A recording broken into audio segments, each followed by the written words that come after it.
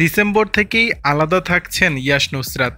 নানা কারণেই খবরের শিরোনামে থাকেন টলিউডের জনপ্রিয় অভিনেত্রী প্রাক্তন সাংসদ নুসরাত জাহান ও তার স্বামী অভিনেতা ইয়াশ দাশগুপ্ত। ব্যক্তিগত জীবন থেকে রাজনীতি, বিগত কয়েক বছরে বারবারই চর্চায় এসেছেন এই জুটি। গত কয়েকদিন ধরে ফের আলোচনায় তারকা দম্পতি। শোনা যাচ্ছে দুজনের পথ চলা নাকি আলাদা হয়ে গেছে।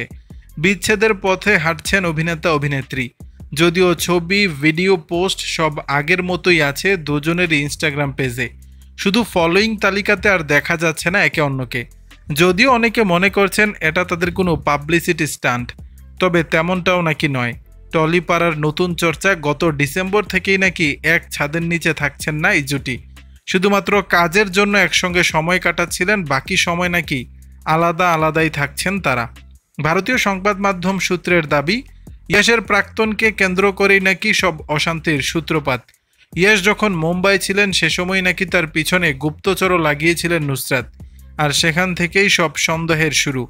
এরপর একসঙ্গে থাকার জন্য নুসরাত নাকি তাকে বেশ কিছু শর্ত দিয়েছেন, যদিও ইয়াশ সেসব মানতে রাজি হননি। এরপরই আলাদা হয়ে গেছেন দুজন, থাকছেন না এক ছাদের নিচে। এদিকে ডিসেম্বর মাসে নাকি ইয়াশ তার পুরনো আবাসনে ফিরে গেছেন। অন্যদিকে নুসরাত থাকছেন তার পাম অ্যাভিনিউয়ের বাড়িতে। দর্শক, বিষয়টি নিয়ে আপনাদের মতামত জানাবেন নিচের কমেন্ট বক্সে।